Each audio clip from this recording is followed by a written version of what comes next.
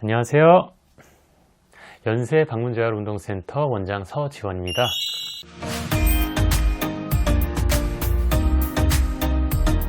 오늘은 뇌성마비 아이의 간호 및 치료 방법에 대해서 알아보도록 하겠습니다. 뇌성마비란 출생 시 또는 출생 후 대개 2살 미만 여러가지 원인으로 미성숙한 뇌에 손상이 발생하여 운동과 자세 장애를 나타내는 질환을 말합니다. 이때 뇌성마비라 하면 평생 동안 스스로 움직일 수 없고 보호자의 도움을 받아야만 살아갈 수 있는 질병으로 오인하는 경우가 많지만 적절하지 않은 질환명이 불러일으키는 선입견이라고 할 수 있습니다.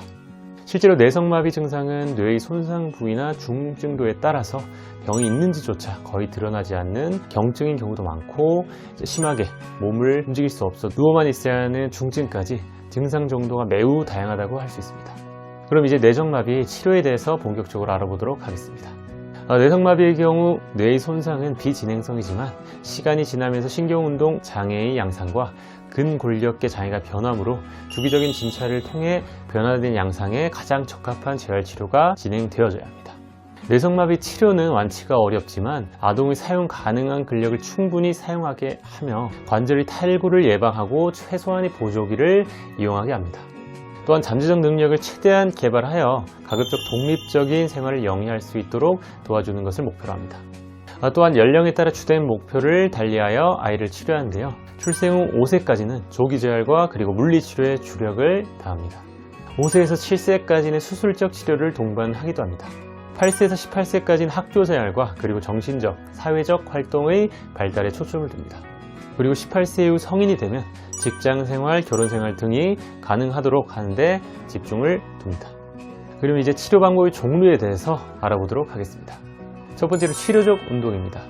뇌성마비 아동의 경우 근육의 연축으로 인해 관절의 구축이 쉽게 올 수 있기 때문에 이를 방지하기 위한 지속적인 관절 운동을 시행합니다. 이때 아동이 주위 환경에 익숙해지고 적응할 수 있도록 세심한 배려를 해야 하며 단순히 운동 기술을 훈련하는 것보다 목적과 효과를 알게 해주고 운동시키는 것이 중요합니다. 두 번째 수술적 치료 방법입니다. 정형외과적인 수술은 신체 기능을 증진시키고 외형이 더 나아 보이게 합니다. 또는 변형을 방지하고 교정하기 위해 시행하기도 합니다.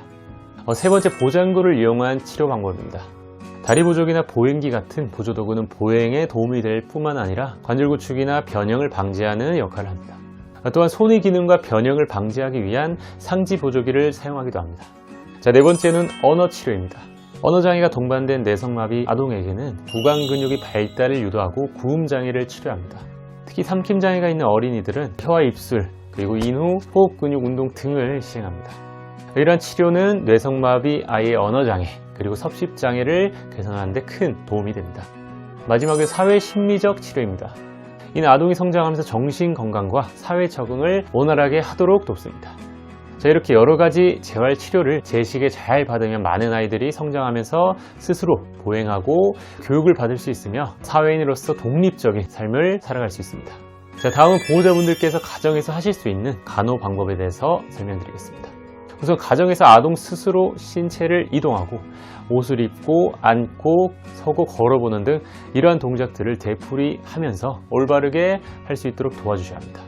예를 들면 뇌성마비 아동의 경우 엉덩이와 그리고 무릎을 지나치게 구부리며 웅크린 자세로 걷는 경우가 많습니다. 이는 성장에 장애를 주고 관절을 굳게 만들 위험이 있으며 심한 경우 뼈의 변형을 초래할 수 있습니다. 따라서 이러한 자세를 옆에서 교정시켜 주시고 바르게 걸을 수 있도록 가르쳐 주셔야 합니다. 그리고 가장 중요한 것은 아동과 소통을 할 때 참을성 있게 그리고 부드럽게 천천히 말하시고 간단하고 명료한 언어를 사용하셔야 합니다. 또한 아동이 제기하는 질문에 항상 답하려고 노력하시고 아동과 최대한 많이 소통하시는 것이 좋습니다. 그리고 아동에게 많은 위로와 격려를 주시면서 아동의 심리적 장벽을 극복할 수 있도록 도와주셔야 합니다. 이렇게 오늘은 뇌성마비 아동의 간호 및 치료 방법에 대해서 알아보았습니다. 뇌성마비 아동의 재활은 장기적이며 심지어 평생에 걸친 과정일 수 있기 때문에 보호자분들께서 아동을 올바르게 받아들이고 그리고 아동과 함께 발을 맞춰 나가는 것이 중요합니다. 그리고 무엇보다 전문가와의 상담을 통해 올바르게 치료를 계획하고 시행하는 것이 좋겠습니다. 더 궁금한 점이 있으실 경우 아래 저희 센터 카페에 들어오셔서 질문 남겨주시면 정성껏 답변 도와드리도록 하겠습니다. 영상의 내용이 마음에 드셨다면 구독과 좋아요 그리고 알림 설정까지 부탁드립니다. 감사합니다.